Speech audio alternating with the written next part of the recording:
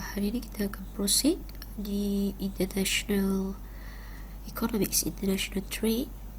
Before this, I already make a teaching video on the theory. Now, let's go for the calculation part. Okay, before that, ada sikit lagi saya nak explain slide 3 tu, the differences between international trade and domestic trade. So, beza dia, pertama dari segi mobility of factors of production. FOP stand for factors of production.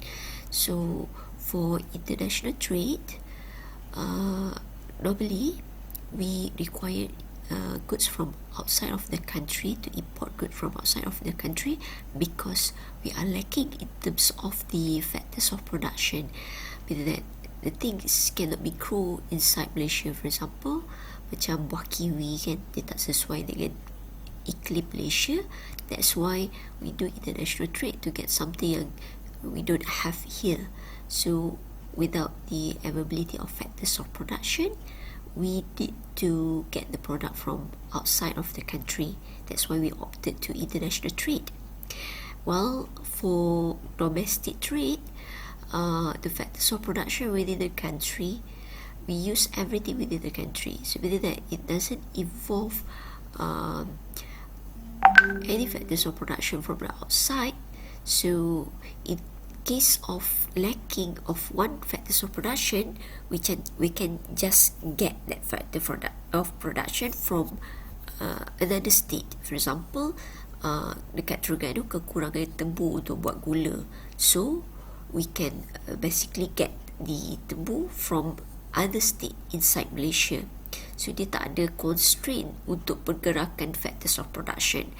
And while untuk international trade ni, dia bukan seweda-wedanya you tak ada kiwi, you boleh masukkan tanah daripada New Zealand untuk tanam kiwi. Dia tak possible for that types of situation. While the second differences is the availability of natural resources. So with domestic trade, we are constrained with anything that is available within the country. So yang tak ada, kalau kita tak buat open economy, meaning that we have a closed economy, we are within our country only. So what do we have? We only have things yang available within our country. While kalau kita open up to international trade, we can acquire things that is not within the country. Macam saya kata contoh kiwi tadi jugalah. Okay. And yang ketiga, beza dia dari segi monetary units. So, kalau domestic trade, if we want to purchase goods and services within the country, dalam Malaysia sahaja, we are only using RM, Ringgit Malaysia. Okay? So, it's being acknowledged throughout the country. Ringgit Malaysia had a value and it is for the exchange of goods and services. While, kalau you involve international trade, the monetary units will include the monetary units of other country. So, for example, kalau kita trade dengan Indonesia, we need to pay in rupiah. We cannot pay in RM because our currency is not being acknowledged in their country. So, it will involve exchange rate, pertukaran mata wang. Okay? Next is in terms of national policy. So, kalau domestic trade ni, we are bounded by our rules, our country rules and regulation. So, tak ada isu pun. Okay? So, for example, kita nak jual beli dengan peniaga di Kedah, kita di Terengganu. So, tak ada masalah sebab it's within our country. So, rules and regulation within our country. Tapi, kalau kita involve international trade, it will involve the rules and regulation of other country. Some product, it is orang kata haram di trade di negara lain, tapi boleh trade dalam negara kita. So for example macam drugs lah. Okay, certain country dia allow penanaman pokok drug tu. Tapi kalau negara kita ada je atau ketum tu ke, itu consider sebagai terlibat dengan dadah. Tapi kalau kat negara lain tak apa, sebab rules and regulation dia berbeza. So we are bounded with their national policy also. So kalau negara tersebut buat restriction on trade, dia kenakan tarif, cukai atas barang import. So we are being constrained there to send our product there because we will be levied with tariff. We need to pay off the tariff. Okay. In terms of documentation, if it's a domestic trade, kita tak perlu orang kata very detail sebab it is within our country. Kalau ada apa-apa je kita boleh cari, tak ada isu pun. You boleh saman bawa ke mahkamah, you boleh report polis. So kalau you trade dengan peniaga yang duduk kat negeri lain dalam Malaysia, it's okay. Documentation kita tak perlulah very detail. But if it involves international trade, you are involved in the rules and regulation of other country, okay, so kita kena be extra careful. Sometimes kalau kita hantar barang tapi kita tak dapat bayaran, kita nak dakwa kat mahkamah mana? Because they are be constrained with their own rules and regulation. So which court will orang kata bicarakan kes tersebut? Jadinya sebab itulah bila kita involve international trade ni, documentation of the transaction will be very detailed. Dia akan ada hitam putih yang sangat detail sebab dia risau in case ada orang kata occurrence yang kita tak expect. Okay, and here as opposed to protectionism.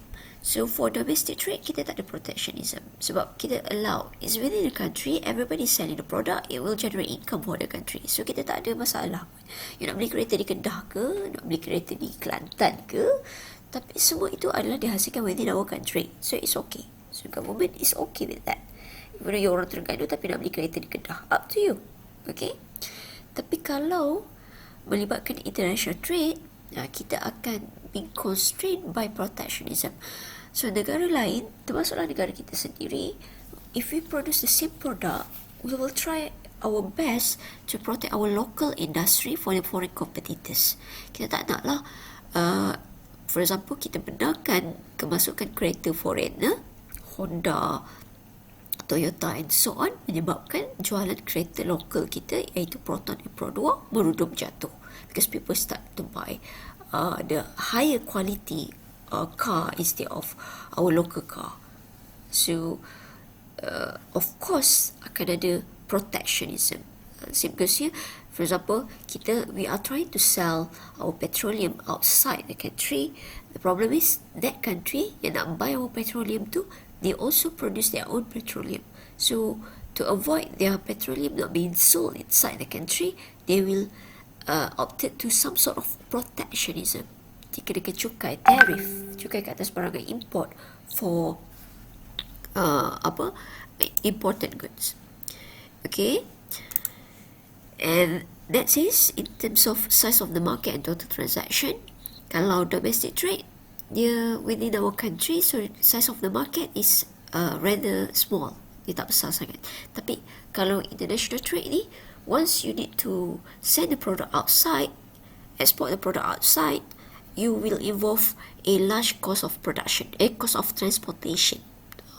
So ala-ala nak menghantar menyebabkan cost transportation yang besar, yang tinggi, you tak akan hantar, send, export product with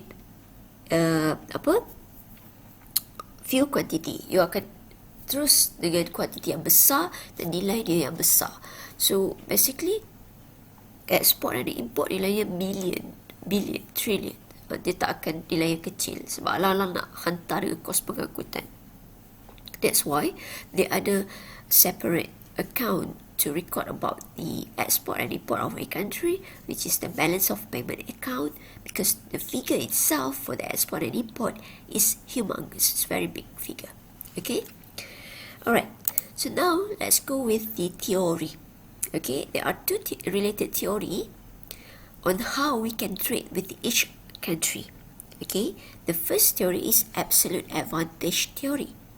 The second one is comparative advantage theory. So afterwards, if I sebut AA means that I'm talking about absolute advantage. But if I'm talking about I said CA, I'm talking about comparative advantage. So kita tengok absolute advantage dahulu. Okay, so this is the calculation part of this chapter. Okay, so it said that before we go that, we must make assumption. Biasalah bila kita learn about economic theory, dia ada assumption, andaian. Okay, so first assumption, we assume in the world there will be only 2 countries. Tak logik kan? Memanglah tak logik sebab dalam negara ada beratus buah country.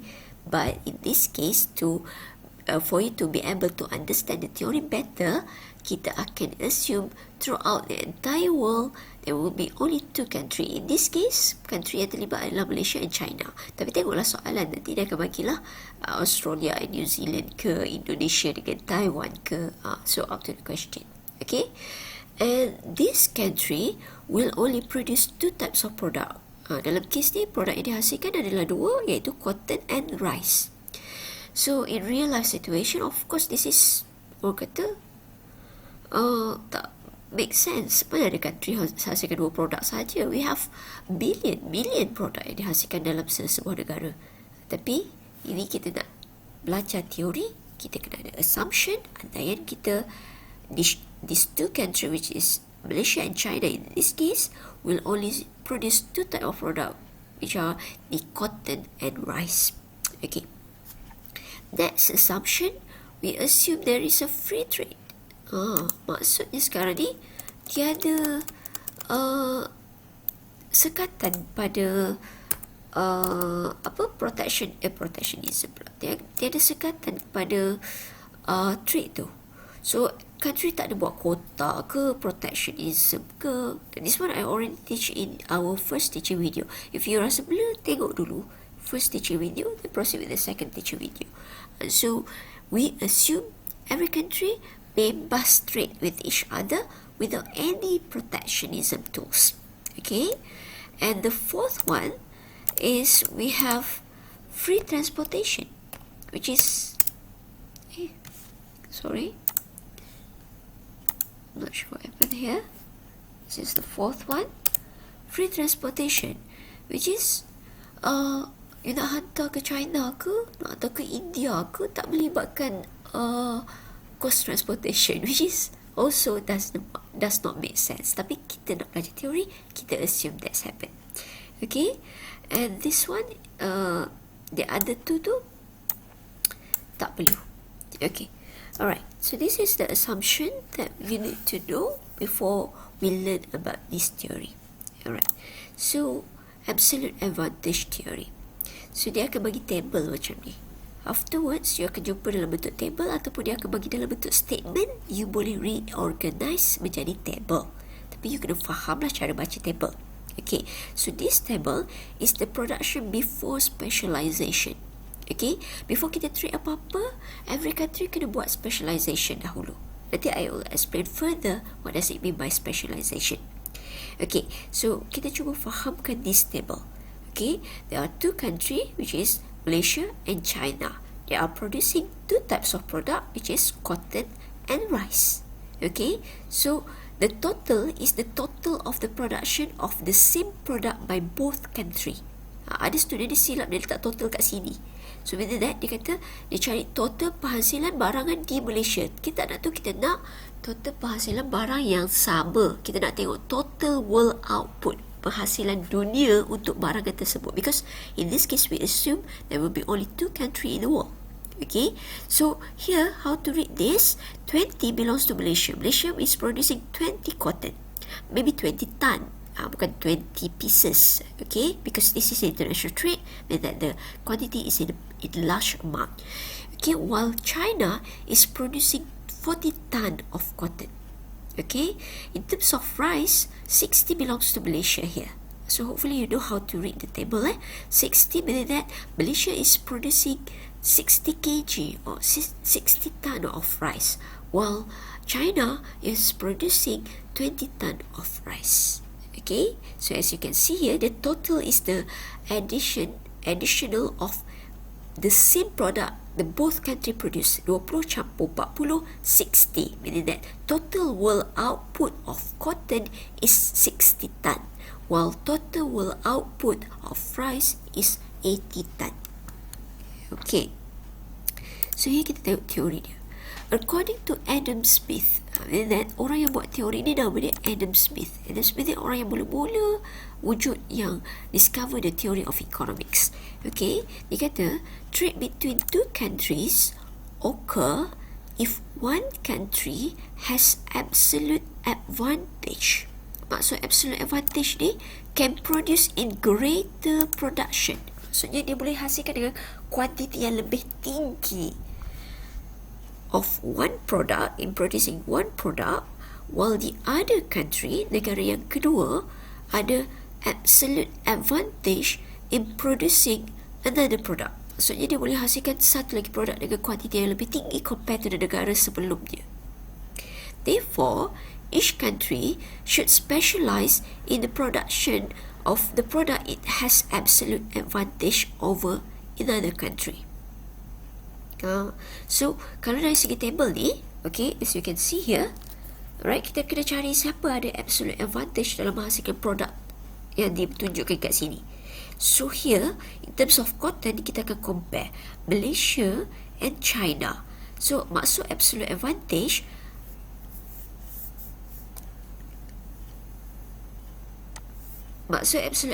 means that can produce with largest quantity. Siapa yang boleh hasilkan dengan kuantiti yang lebih tinggi berbanding both country itulah. So 20 dengan 40 mana tinggi? 40 lah kan. So here kita boleh kata here China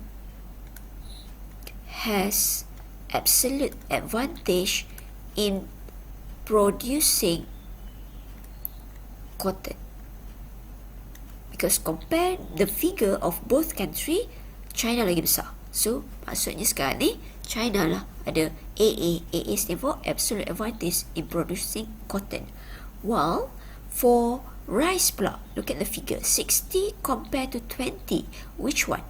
60 lah kan. So bermaksud di sini Malaysia, this is 60 belongs to Malaysia lah, 40 belongs to China. Okay, Malaysia has the absolute advantage in producing rice. So sekarang ni setiap barang ada satu absolute advantage. Malaysia, China, cotton. Malaysia, rice. Barulah you boleh pakai teori absolute advantage. Maksudnya satu country ada kelebihan menghasilkan dengan kuantiti yang banyak untuk satu produk, while another country ada kelebihan menghasilkan satu lagi produk dengan kuantiti yang lebih banyak berbanding negara yang satu lagi. So if this is the case, then you boleh pakai teori absolute advantage.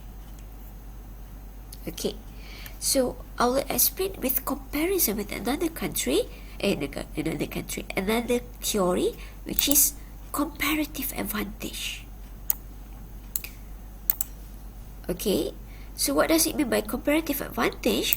Comparative advantage means that kalau absolute advantage ni boleh hasilkan dengan kuantiti yang tinggi, yang banyak, okay, while comparative advantage ni bermaksud dia boleh hasilkan dengan opportunity cost yang paling rendah.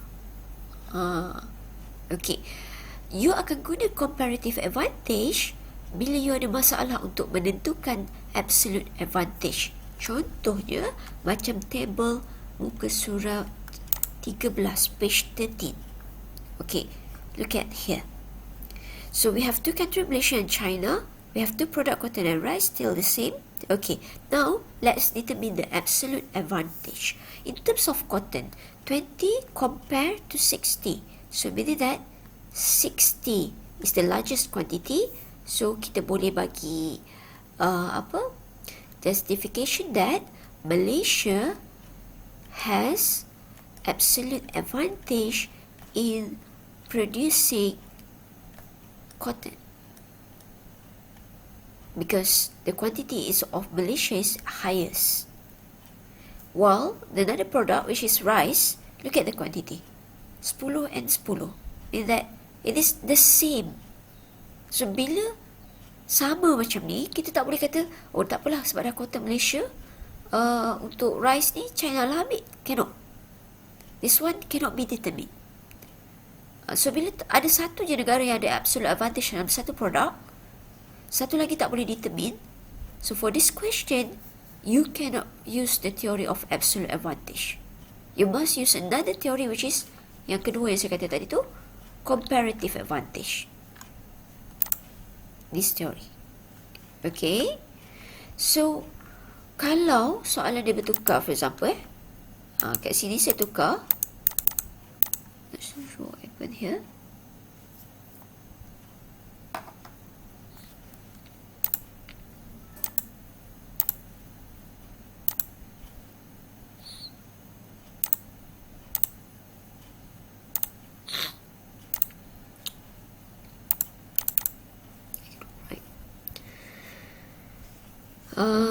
If for example I tukar, so because I'm not sure what happened.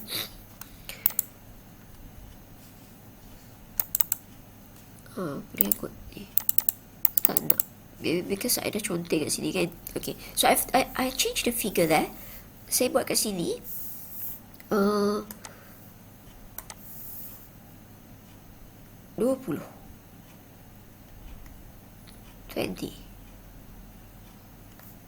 Okay, so kat sini akan jadi 30. Okay, so what happened here, if we compare the figure of rice for both country, Malaysia juga yang ada absolute advantage in producing rice. So meaning that Malaysia cotton, Malaysia juga rice. If both product dimiliki absolute advantage tu dimiliki oleh satu country, then you tak boleh pakai absolute advantage untuk buat international trade.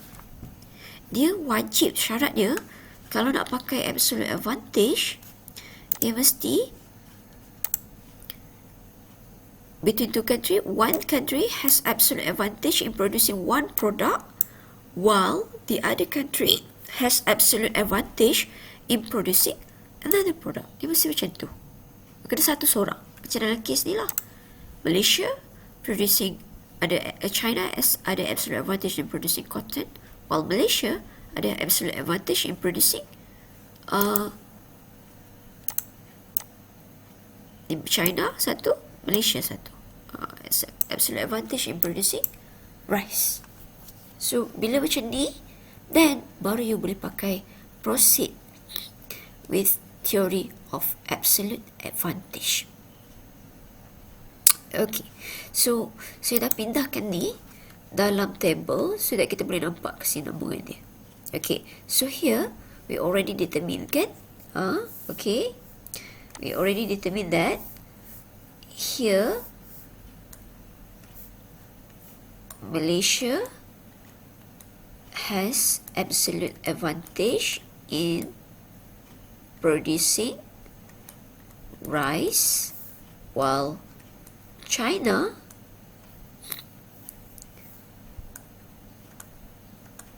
has absolute advantage in producing cotton. Okay, so one country each. Okay, so bila dah dapat macam ni, every country ada satu.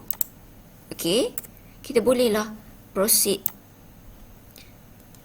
Not sure lah what happened here. Kita bolehlah proceed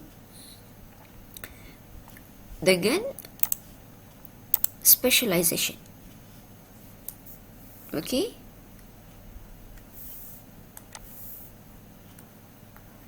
this country, dia lari. Sure what happened there. This country can do specialization. Tak apalah. Halal je lah.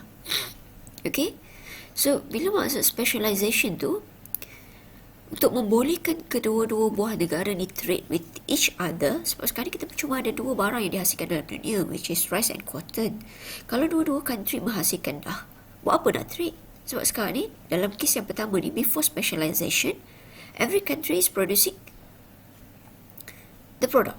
Malaysia hasilkan cotton, which is 20. Rice pun dihasilkan 60. Same goes for China. China hasilkan cotton, which is 40.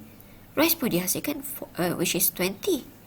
So, each country has their own product. Why should they do trade? Kan? Sebab produk ada dua je dalam dunia. So, trade won't happen if we proceed like this. So, what should we do is to allow international trade to occur. Okay? After we have already identified the absolute advantage, greater production capacity of each product belongs to which country, kita akan buat specialization. Maksud specialization tu, country tu cuma fokus menghasilkan satu barang sahaja. And another country akan fokus menghasilkan barang yang satu lagi. Bila kita specialize, it will be much better in terms of performance. For example, tengok awak lah sendiri kan. Seorang pelajar A, saya bagi task kat dia. Task awak adalah fokus study untuk kuis malam ni. Untuk pelajar B, saya bagi dua task kat dia. Awak kena fokus study untuk buat kuis malam ni. Satu lagi, awak kena buat assignment sekali sebab nak submit malam ni juga. So, antara pelajar A dengan pelajar B, which one awak rasa outcome yang lagi bagus dari segi kuis? Of course, pelajar A. Because pelajar A fokus, specialize dia buat satu kerja je, which is study untuk kuis. While pelajar B tu, dia terpaksa buat assignment sambil study untuk kuis. Buat dua kerja dengan buat satu kerja, the outcome of buat satu kerja, fokus buat satu kerja will be much better. Okay, same goes here. Kalau country tu hasilkan dua-dua barang, for example Malaysia buat cotton, buat rice, dan China pun hasilkan dua-dua barang, so dia akan menyebabkan lacking in terms of efficiency. Sebab nak buat cotton dengan nak buat rice, cotton ni penanaman pokok kapas kan, rice padi. Cara dia berbeza. You need different sources, you need different types of land, you need different skills to cultivate rice, different skills to, orang kata, sediakan cotton and so on. So, dia akan menyebabkan deviate the resources of the country. So, we are not supposed to do that. Why do we need to focus in producing two products when we can specialize in producing one product only? Okay? Better kita specialize buat satu produk saja. And then we trade. So, dalam dia kata, okay,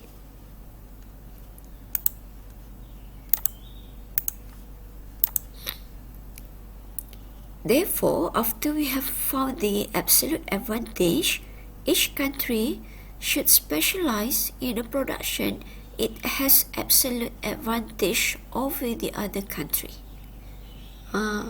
So, lepas kita dah discover which country ada absolute advantage, kalau cukup satu seorang, satu produk, country tu kena specialize buat produk yang dia ada absolute advantage. So, in this case, because Malaysia has the absolute advantage in producing rice, so Malaysia will specialize in producing rice only. And the other way for China, because China has absolute advantage in producing cotton, so China will specialize in producing cotton only. Okay, I'm not sure what happened to my handwriting. It is very bad. Using the pen, hopefully you boleh baca. Okay, so sekarang ni kita dah tahu dah kan, Malaysia kena specialize buat rice. So, should Malaysia produce cotton? Tak perlu. Jadinya, dalam kolom Malaysia untuk cotton, it will become 0. This is very important for you to understand this. Or else you tak tahu nak letak 0 kat mana. Well, for China pula, China akan specialize membuat cotton. Jadinya, dia tak akan buat rice. Jadinya, untuk kolom untuk rice, dia akan jadi kosong. So, production after specialization, dia mesti ada satu table, satu kolom yang akan jadi kosong untuk each country. Next is, kita nak isi berapa figure dalam ni. Kita boleh ambil ni terus. So, what should you do is, you know, Malaysia supposed to produce rice, kan? So, Malaysia akan cari opportunity cost untuk rice. So that kita can calculate berapa nak letak dalam ni. Opportunity cost of producing rice, formula dia is as simple as cotton divided by rice.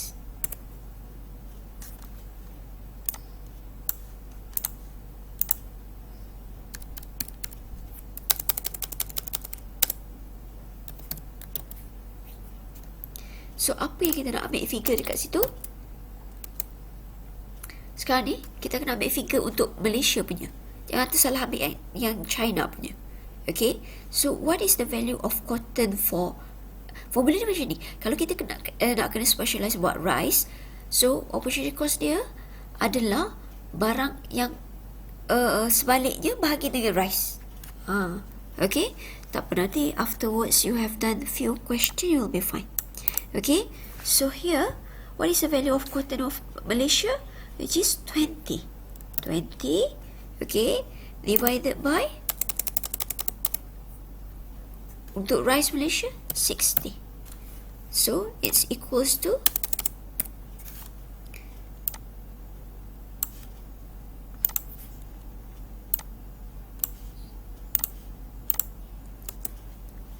okay, 20 over 60. Dalam nombor perpuluhan jangan pakai nombor pecahan. Okay, 20 bahagi 60 is equals to 0.33. So, jawapan dia 0.333. Okay, kejap saya tunjuk kat Y. Okay, 20 divided by 60. So, 0.333. So, you don't need to do this. Kena ambil 2 decimal places. Jangan letak semua sekali Macam biasalah, ECO kita ambil 2 decimal places. So, kalau 3 dikurang daripada 5, tak perlu naikkan. So, jawapan dia akan jadi 0.33. Okay. And then, kita kena cari untuk China pula. China kena buat cotton. Okay. So, this is China. So, China, opportunity cost to produce cotton. Okay, so the formula will be the opposite. Kalau nak buat cotton, rice bahagi cotton.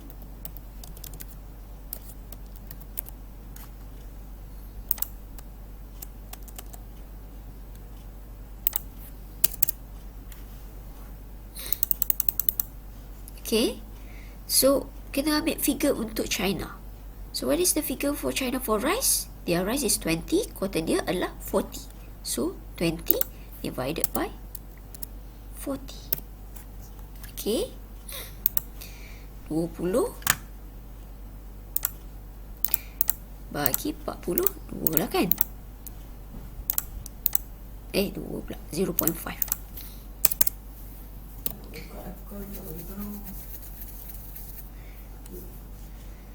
Okay, so this is the opportunity cost. You got this one for cotton and also for rice for both country now. So kita boleh buat calculation dah. So macam mana nak letak nilai kat dalam ni? It's basically kita kena letak nilai asal, okay, 60, nilai asal kotak yang sebelum ni, okay, tambah nilai sebelah, nilai cotton Malaysia yang kita terpaksa buang jadi kosong tu, dah jadi kosong dah kat sini. Letakkan balik, okay, divided by 20 tu kena divide dengan opportunity cost buat cotton untuk buat rice untuk Malaysia, which is 0.33. So 60 ni bukan yang kena bagi dengan 0.33 tu adalah 20 sahaja. And then you will get the figure there. Okay, nanti saya adjust balik. Okay, so 20 over 0.33, you dapat 60.60.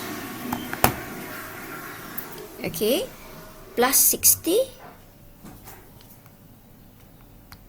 it will become 120.61.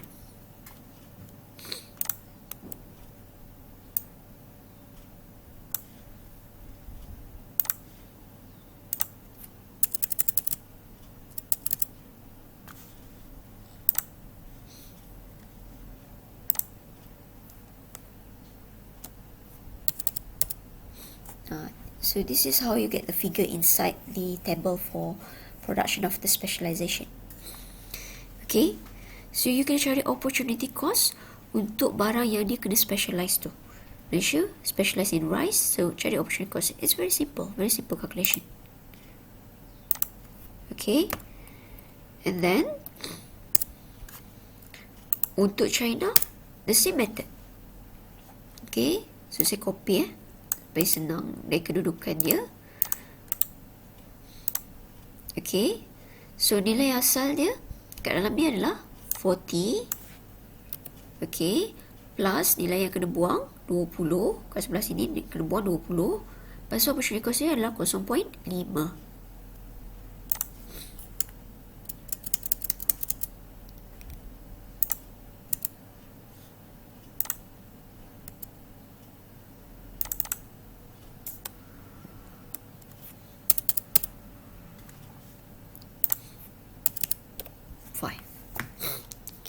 Okay, 20 over 0.5 is 40. So 40 plus 40 is 80.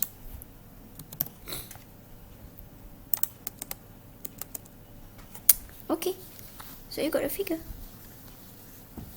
So now, kan kalau kita nak dapat total world output ni, kita tambah production yang sama, barang yang sama untuk dua-dua country kan.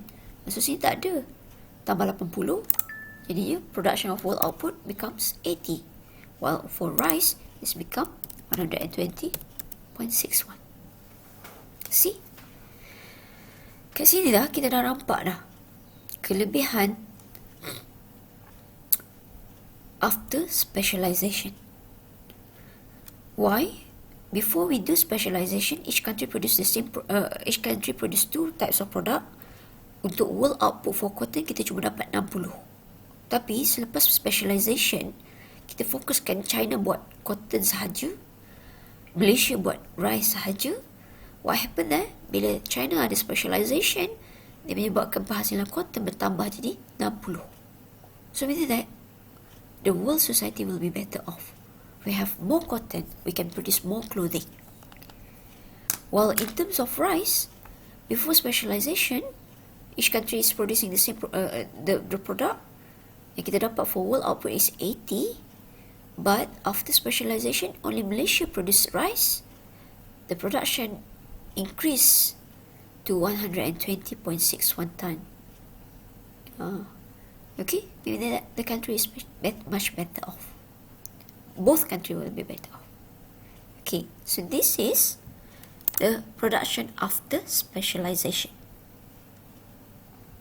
Okay, now lepas kita dah specialize, kita kena trade lah.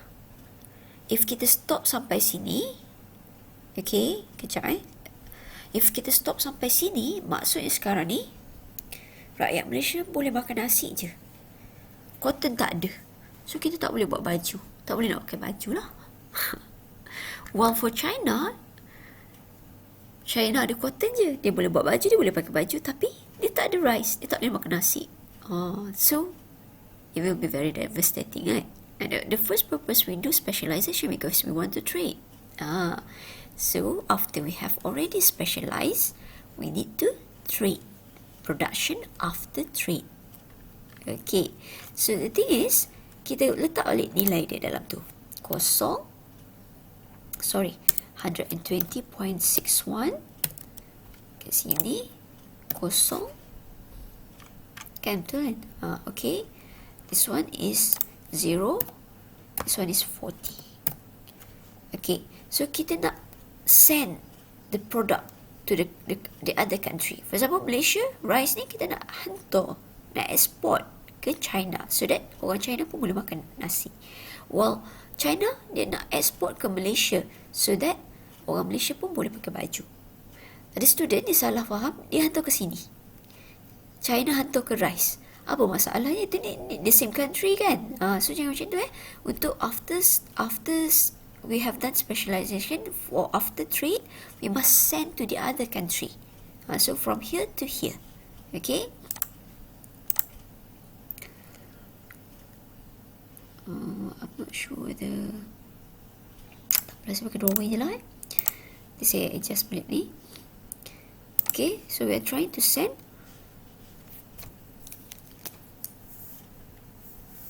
from here to here, and from here to here, from Malaysia to China, from China to Malaysia. Okay, tapi dia tak semudah tukar nisbah pertukaran satu dengan satu barang. Okay, it will be unfair. Yes, kalau ni cotton and rice, so different types of goods, right? If for example, satu hasilkan car, satu lagi hasilkan rice. So kalau nisbah pertukaran satu tan rice dengan satu car, macam doesn't make sense because there is the two different types of product. Okay, so that's why you cannot just main hantar je. Dia mesti cari term of trade, nisbah pertukaran barang tersebut. Okay, so in this case, okay, you have two terms of trade. Satu terms of trade in terms of cotton, satu lagi terms of trade in terms of rice. Sebab you have two types of product. So the thing is, you don't need to find both. Satu je. So macam mana nak cari terms of trade tu? It's basically, you kena cari opportunity cost barang yang sama untuk kedua-dua negara, tambah 2, bahagi 2. You akan dapat terms of trade. So sekarang ni, opportunity cost, kita dah cari. Untuk Malaysia, kita cari untuk rice saja. Untuk China, kita cari untuk cotton saja. So we decide, nak pakai term of trade rice ke, nak pakai terms of trade cotton. Kita tak boleh tambah terms of opportunity cost rice dengan cotton because this is two type of product. Lain produk yang berlainan. Okay, so saya ambil rice lah senang Okay.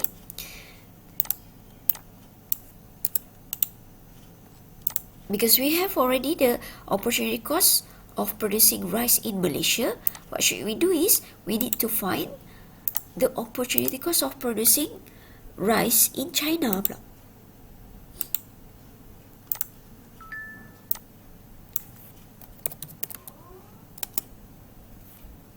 Okay, so the formula is the same. Cotton over rice, tapi kita kena ambil yang China punya. Tengok yang first table.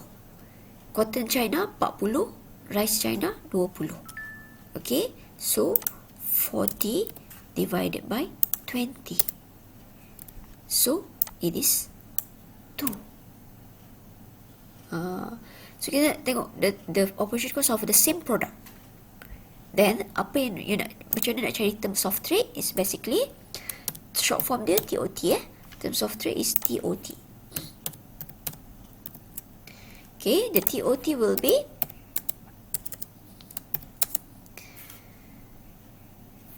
TOT of apa ni? Sekarang ni pasal rice kan?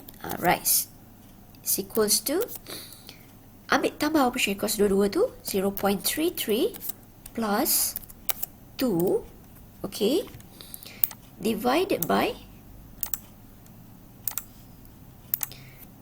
equals to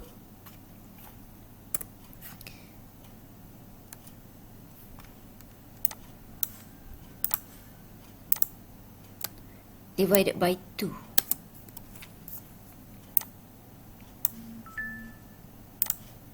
So you got the answer there. 0.33 plus 2.33 divided by 2. So it will be 1.165. So 2 decimal places, 1.17. So this is the term of trade. So you kena interpret term of trade ni pula. Okay, how to interpret this? Here it means that to trade, apa yang you nak trade ni? In terms of rice kan? So rice akan jadi 1. 1 ton of rice with 1.17 ton of cotton. Tu cara nak interpret dia. Okay. So kalau you rasa you tak nak buat term of trade in terms of rice, you nak buat term of trade in terms of cotton pun boleh. Tapi dia tak perlu buat dua-dua dia kena pilih which one. Pilih satu je. So kalau you would like to do about cotton, you calculate cotton untuk Malaysia.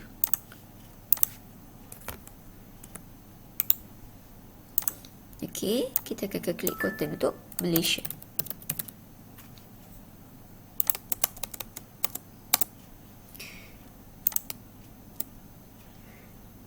Right, so ambil figure Malaysia rice over cotton. Rice Malaysia 60, cotton 20. 60 bagi 20.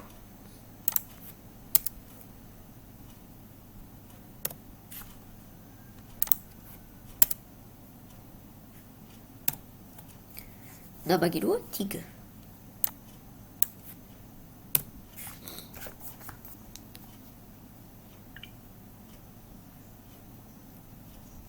Okay, so kita akan cari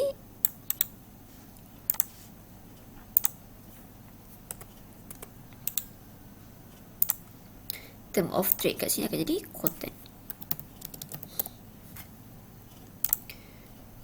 Okay, so dia akan jadi 0.5 plus 3 divided by 2.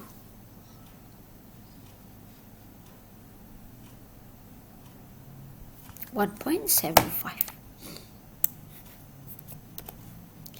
Okay, so kat sini dia punya explanation akan jadi to trade 1 ton of cotton with 1.75 ton of rice.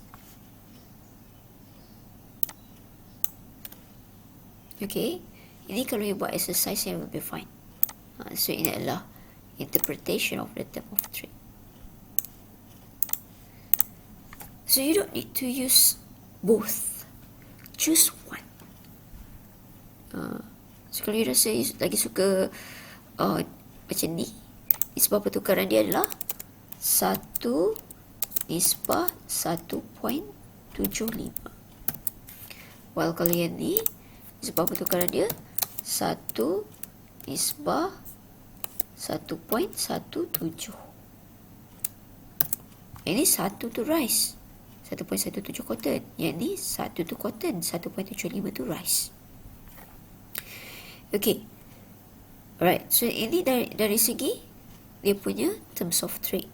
The thing is, the value is too small, right? Takkan kita hasilkan sampai 120 tan, kita nak hantar satu je. Satu rice je. Hantar satu rice dapat 1.75. Sorry, hantar satu rice dapat 1.17 cotton. Because we are producing lots of cotton kan. So, with this nisbah pertukaran ni, you boleh dah harap lah. For example, kalau yang ni, ambil lah satu. Kalau kita nak besarkan nilai dia, darab 20 for example, times 20. Nisbah 1.17 times 20. So it's up to you. Tapi kalau dia atas 1 tak ada masalah, dia tak marah pun. Okay, so kalau kita buat macam tu, nisbah pertukaran dia akan jadi 20 nisbah 1.17 darab 20, 23.4.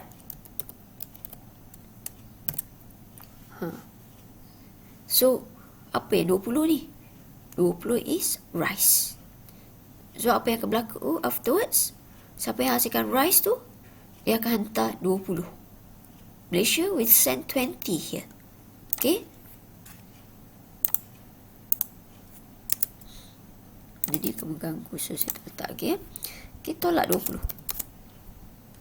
So what happen? Berapa yang banyak yang tinggal? 120.61 tolak 20, 100.61. Lepas tu, apa yang berlaku kat China? Sekarang ni China akan dapat 20 rice. Syarat dia, bila Malaysia dah hantar 20 rice, China akan hantar 23.4 tan of cotton. So, kat sini akan jadi 23.4. So, ni tolak 23.4. So, equals to 40 tolak 23.4. 16.6 yang tinggal. So, bila kita tambah nilai yang ni dengan nilai yang ni, dia still kat sini 40. So, after trade, the total of world output is the same. 40. Sorry sebab dia 80, saya salah. So, here is 80. 80 minus